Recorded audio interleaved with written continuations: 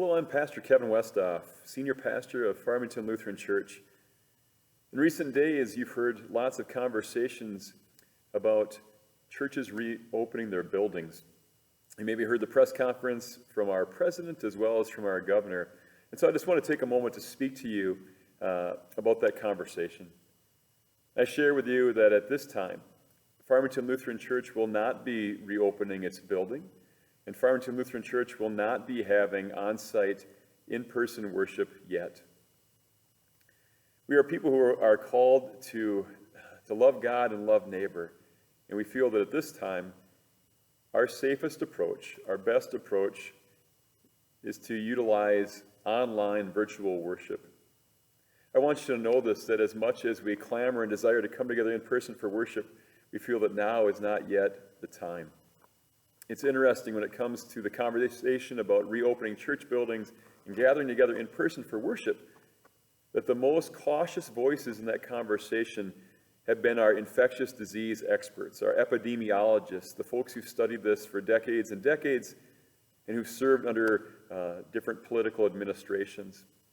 And so when we hear their words of caution, my feeling is that the value of you and your health, the value of the mission that we share, demands that we be that cautious and that we proceed with great care. With that, please know that behind the scenes, myself, our church council, our church staff, there's been conversations about our strategy for reopening basically since on-site worship and ministry was suspended back on March 13th. I've also called together a group or assembling a team of folks with health expertise who will follow the guidance and the guidelines of the CDC, of other health experts like Dr. Michael Osterholm. As I said, at this time, we don't believe it is the right time to resume on-site and in-person worship. It's interesting, we love to worship. The name Judah means a people created to give God praise. That's who we are. We have a God who we have experienced incarnationally. That is, we experience in the flesh of Jesus and the flesh of each other. And so, believe me, we want to come together and worship, but we want to make sure we do that when it's safe. We want to have a lot of humility and a lot of respect for what's going on in the world, and so we proceed with caution. It's interesting, worship, what we love to do, we're Lutherans, we're born to sing four-part harmony. We gather, we speak words in unison, we speak words back and forth, and Dr. Michael Osterholm reminds us that when we do that wonderful experience, that all the aerosols, all the droplets that come out from our mouth do so in that setting maybe as much or as more as any other setting and any other gathering that we have in this life.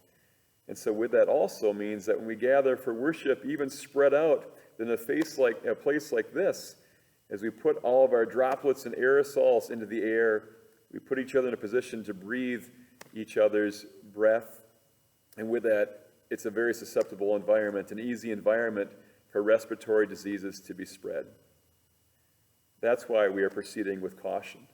That's why at this time, our main source of worship will be that online virtual worship that we share. As I shared, we've got a team who's developing a strategy, which we will reopen in phases. We will once again have a time of worshiping together indoors, but now is not yet that time. I want you to know that the ministry continues. Your ministry, the ministry we have in our Lord, it is essential. And some of you have laughed at the idea, and I agree with you, when people say, oh, churches have been closed. Newsflash. Our mission with the churches, you the people of God, has always been open. We carry out those core values of worshiping and connecting, of growing in faith, and serving and caring for others. One step in our reopening and in our continued ministry is that on June 7th, we're going to have a drive-in worship experience. It's a new thing for us to try, but we have an AM transmitter. And we're going to have folks come. You're invited to come to the church parking lot in your car. Stay in your car. None of us will be going in the building.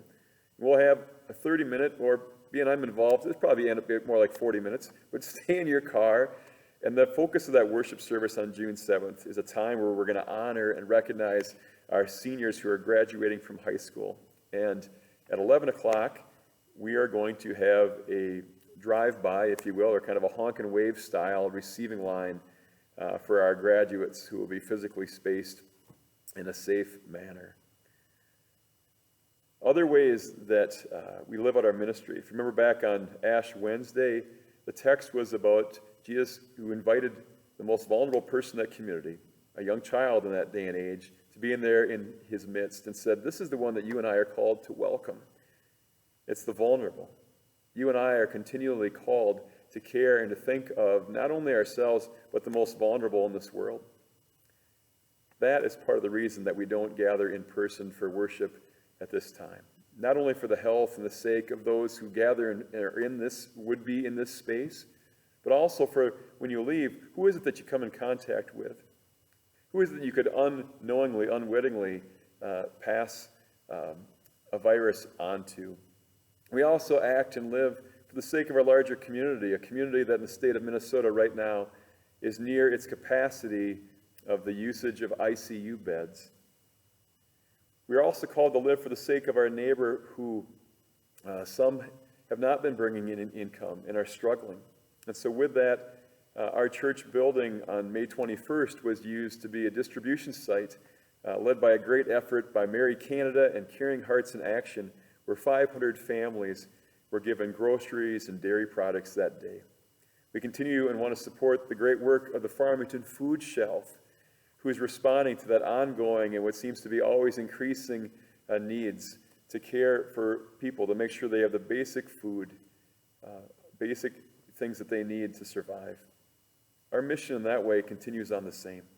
When we gather for worship, time and time again, I remind us that we are called to be a people who know God's amazing love. And that doesn't end there, but we're called to go out and share it in this world. And so now more than ever, please know, thank you for being church. I'm so proud of the efforts that you do. Continue to pick up the phone. Continue to reach out. Even though we are physically distanced, we shouldn't truly be socially isolated from one another. So please pick up the phone and call. Please call the church office if you'd like to be part of our phone call ministry to keep connected with people. Please also keep letting us know as church of any pastoral care needs, and we will continue to respond to them. Please be a part of our efforts of praying together. We're going to kick off a prayer effort on Pentecost Sunday for 40 days that we invite you and the whole community to be a part of. People underestimated you if they thought church was closed. You are the church, and I'm proud to be your pastor, and I'm proud to be the way for the ways that you live out your faith each and every day. And that happens whether or not we can gather together as in a mass gathering in this building or not. Church, God's blessings to you. Thank you for the gift that you are. And now more than ever, we need you. We need us to go out and be a part of this world, to join in God's mission, to help to create in this world a world where people know God's amazing love, justice, grace, and peace. It's a privilege to be your pastor. God's blessings to you today and always, church.